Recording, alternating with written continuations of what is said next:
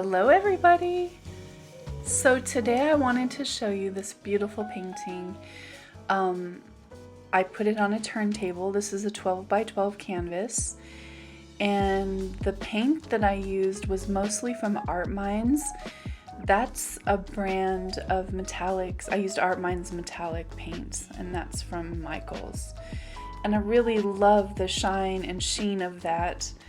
And I'll try to remember to put a link to one of the other paintings I did with those metallic paints. The one paint that was not Art Minds was the dark purple. Look at, oh my gosh, I love that. Look at the bright mauve pink color coming through. I'm not usually a fan of pink, and actually it looks pink on camera, but it was more of like a really light purple color. This painting, oh my gosh, I wanted to keep that design. Like, everything in my being wanted to figure out how to keep this design. So my first thought was, okay, I'm gonna put some white paint around the outside. By the way, all the paint that I'm using that's white is milk paint, and I layered it all throughout the cup. And then see that kind of teal color? That's milk paint as well. So I was kind of experimenting with the milk paint, seeing what I could accomplish with it. I've seen Elyse Fournier and Rafael Delgado and a couple of other people using this milk paint and getting pretty cool results. Every time I use it, it breaks on me, and so I'm just not sure what it is I'm doing wrong. I'm doing something wrong, because see, it looks really pretty and it has kind of that cloudy look to it, but then as it sits, it starts to break apart. So it might just be the mix I'm using. I'd blame it on the golden fluid acrylics, but I didn't use those this time, so that really wasn't it. I don't know. It still happened with this painting further on, though. You can see the pattern's really pretty and defined right now, but then it just slowly breaks apart, unfortunately, and I had to do something else. But look at that. Wouldn't that have been cool to be able to preserve that lovely pattern? I was moving this so slowly. This is actually sped up like 3 or 4 times, because in my mind I kept thinking, okay, what would Gina DeLuca say? She would say, go really, really, really, really slowly, and that way, you know, you can kind of preserve the pattern and the designs and everything. And so I did, but ultimately it didn't work out that way. So I decided to go ahead and try to stretch this out. I've sped this up so you don't have to watch the slow sloth motion of me trying to preserve that center.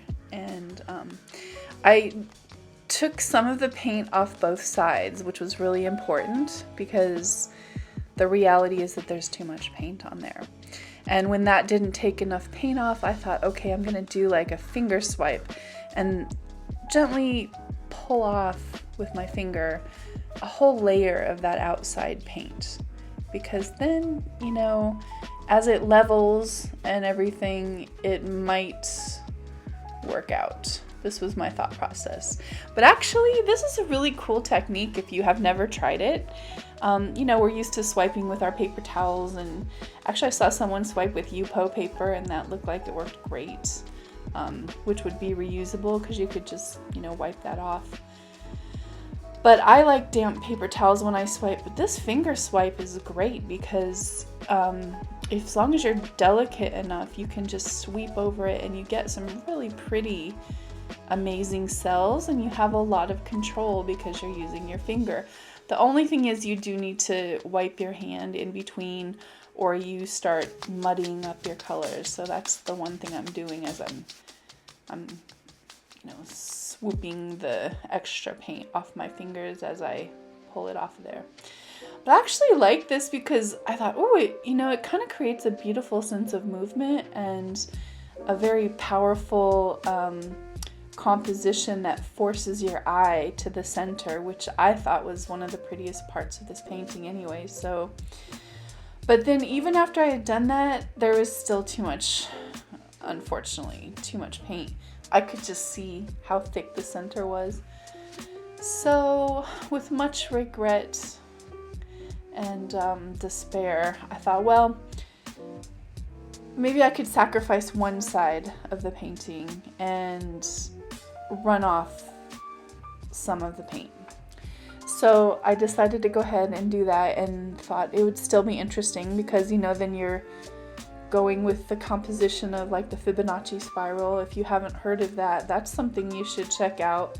Every artist should know about the Fibonacci spiral. It's a reoccurring pattern in nature, and our eyes find it extremely pleasing. Oh, this is the part you're gonna hate me for. So, I wish you could see, but it's so thick. And I just knew it's gonna crack when it dries. But I thought, okay, I'm gonna scrape off some of the middle and just put a very thin layer of a darker color in there. So I got the purple, and I had seen, that's another thing I saw Elyse do, is kind of draw her fingers through a painting with a dark center. I thought, I'm gonna try that and see how that works for me. And yeah, you can see how well that worked for me.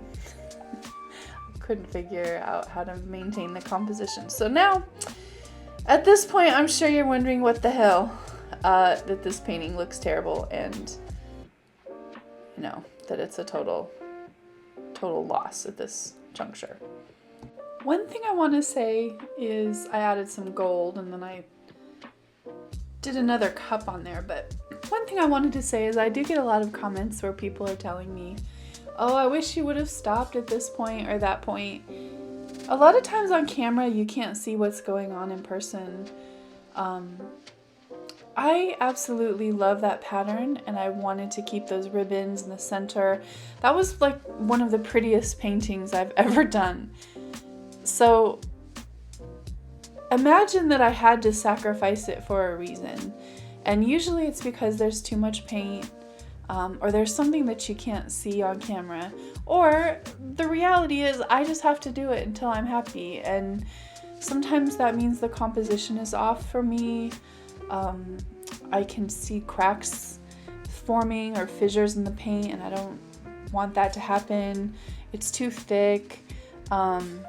Maybe it just wasn't what I was going for. And then sometimes I'm just playing, and that's the other thing is, you know, you can't forget this is fun. This is supposed to be a fun and enjoyable experience, and part of the pleasure of painting and experimenting is trying new things and having those beautiful, happy accidents occur and being amazed at what comes out. There's times I'm just totally blown away by what appears in my paintings, and I'm glad that I took the journey of figuring out what the paint wanted to tell me. And so now, I'm sure all of you know, this is going to be a swipe. This is what a swipe looks like when you set up the lines like that of paint, and then you bring another layer over the top. Now, the only thing is, I will say, I think my gloss medium inhibits cell growth at times. So I think that because I use gloss medium in those paints, and I initially did not intend on doing a swipe, I just never got those pretty cells that you get with a swipe. So I started working this painting over with a balloon. My gosh, that's so fast. I sped it up so you wouldn't have to watch the whole process, but that's kind of ridiculous right now, isn't it? My tips for working your painting with a balloon is the paint can't be too thick. It has to be kind of on the thin side, which was fine because I dumped a lot of this off. The second thing is, it helps if you wipe your balloon off between, so you're not just dragging one color into another. What you're really doing here is picking up colors from underneath and bringing them to the surface as you use the rolling motion over the top of your canvas. And then when you scrape it off, you know, you're getting those pretty flower sort of petal looking flowy. I don't know. I love that effect actually. I've never been a balloon smash, like just a round balloon smash kind of a girl, but I do love this flowy pattern. See how it's picking up some of the dark black and the deep purple. Oh, I think that's so pretty. And then it also makes the cells with the milk paint that I had used on there, which also, if you use the white satin enamel, it'll make those pretty cells too.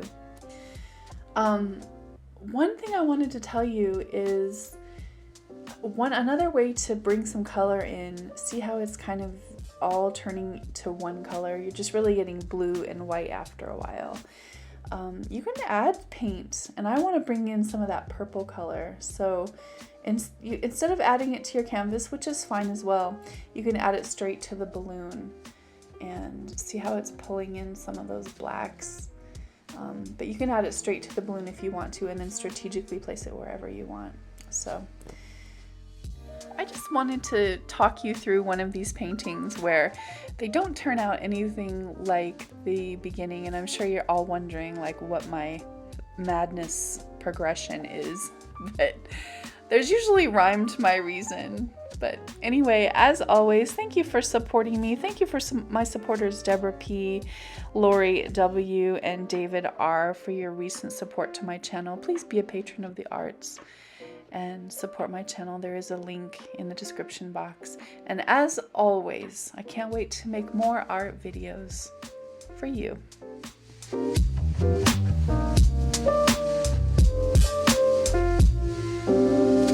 Don't forget to like, comment, and subscribe so I can make more art videos for you.